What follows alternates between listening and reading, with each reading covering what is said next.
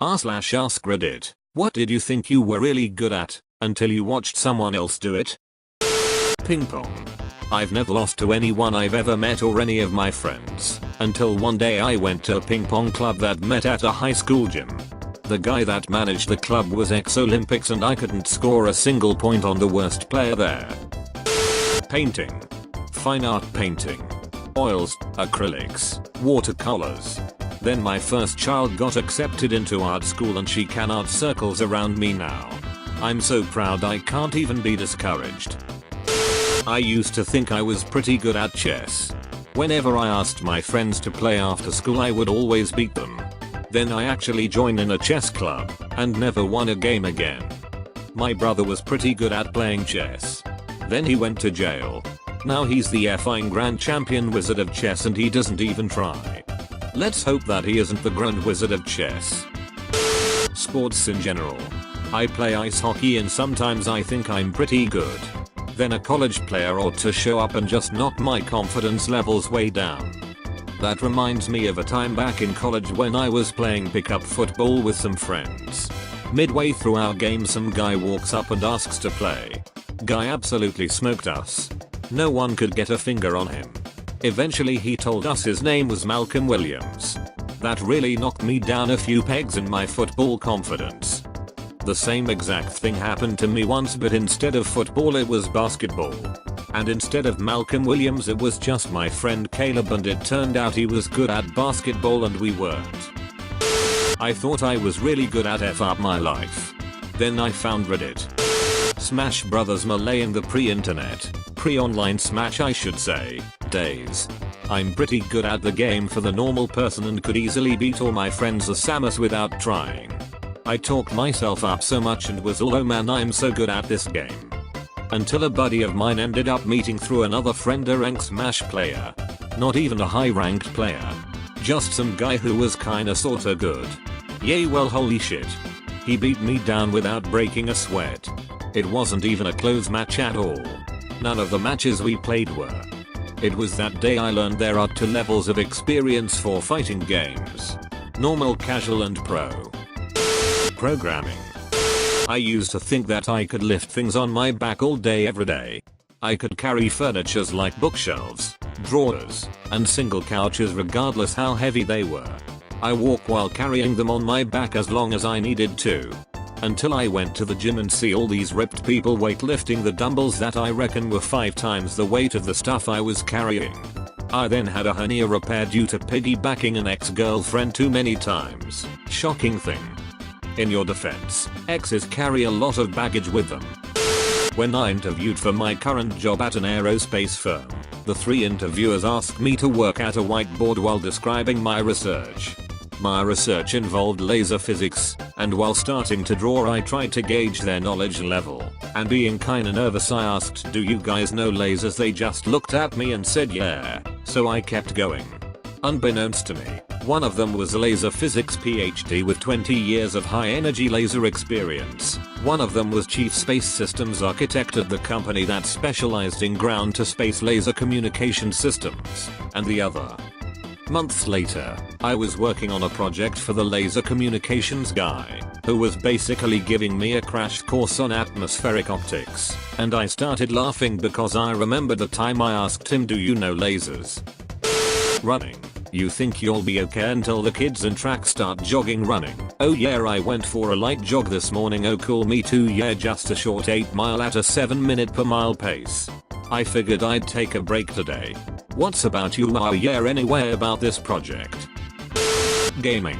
Drawing and a ton of other stuff actually. This was mostly during my years in elementary school, since I actually was great at a lot of things compared to my friends. I can't say I wasn't a bit arrogant. College shut me down though. Well yeah you were in elementary school not only is the sample size much smaller but there's way less discrepancy between 2 6 years life experience and 2 20 years experiences.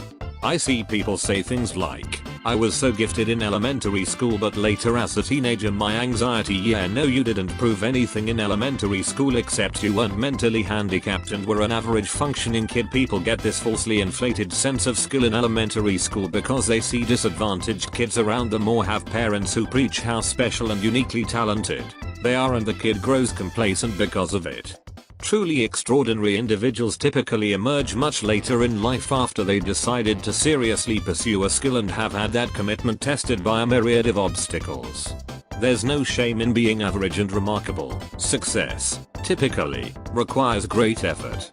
Better to teach that instead of different shades of your ability is solely a product of your genes. Not discounting anyone's experience with anxiety, but I often see it used as an excuse as to why they fell from a lofty height when in reality they simply became disillusioned with their own innate talent.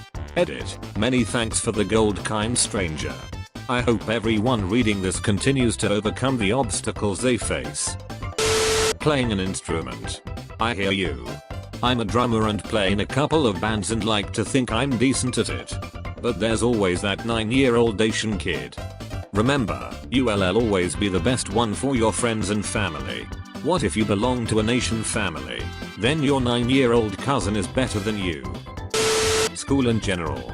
Little fish big pond syndrome is totally real. As you get older you just realize how much smarter the really smart people of the world are than you.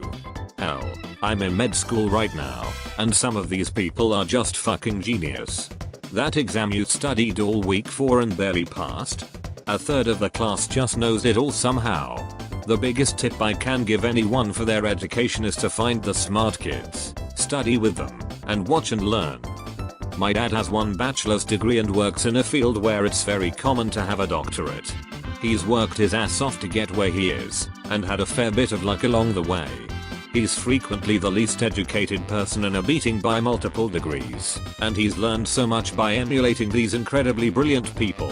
He has often told me, kid, if you're the smartest one in the room, you're in the wrong damn room. Teacher here. I actually kinda hope that I'm the smartest one in the room, at least regarding what I teach. If not, then I need to reassess my preparation education. Having intercourse with my wife. Who TF downvoted this? I'm tempted to give you silver. The guy who also had intercourse with his wife. Drawing. Everyone in my class told me I was good, but then I looked at other people draw online and I realized how crappy my drawing were. Advice from my granddaddy: no matter what you do, someone will always be better than you. But nobody will ever be better than you at all the things you do. You gotta change your perspective a little. You're the best version of you that ever existed. I always thought I was the best at eating avocados until I met my wife. She really knows how to get every last drop. Why is your avocado dripping? I thought I was pretty good at banging my ex-GF until somebody else gave it a try. It doesn't matter how good you are at something, there will always be some 6-year-old kid that's 10 times better than you, and that's just a fact of life. I'm an expert at chugging whiskey though. I'd like to meet that kid. Rocket League. After getting the game I thought I was pretty good at it. I was winning game after game and pulling off some cool moves. Then I joined r/Rocket League and started seeing clips from actual good players and realized that I had a long way to go. I'm Diamond 3 with 1k hours. There's only one full tier above me before Grand Champ. They are so much better that I don't even think that I could beat them given another 1k hours. Public speaking. For some reason I can do 500 people crowds, but I start forgetting shit in a 10-person lecture. In a lecture hall, you can look at the crowd as a whole. In an audience of 10, you see that Frank is checking his watch every other minute and Barbara is doodling on her notepad. Ever tried to play Civ online after you thought you're basically God from all the armies you've beaten? Holy shit, from 7k karma to 28k in an idle mayo also. Thanks for gold Reddit. I can't even beat normal AI. I just play with the RE turned all the way down so I can feel good about myself for once. Computers. I thought I was a pretty smart guy, good with computers and whatnot. Then I went to college to learn software development. That's where I met the real geniuses. I learned that I was just good at pattern recognition. but not actually that good at abstract thinking and creating new information. Watching a guy half my age get above 100% in most of the classes I struggled to pass was an eye-opener. Epilogue, I discovered that my talent for pattern recognition made me a fantastic QA person, and I have a great career fixing the mistakes of people way smarter than me. I spend all day nitpicking their code and they thank me for it. Edit, since a lot of people seem to be considering new careers in QA, which is wonderful, I'll share some of the languages that have most helped me. Having an understanding of SQL is a huge advantage, because a lot of developers seem to have an aversion to it, and is great for building scripts to launch test clients. Selenium is the go-to for test automation, and Cucumber is a very good framework for writing human-readable tests. Both can be learned from YouTube and blogs in a few weeks. Good luck. Thanks for watching. Now here are some cute puppies.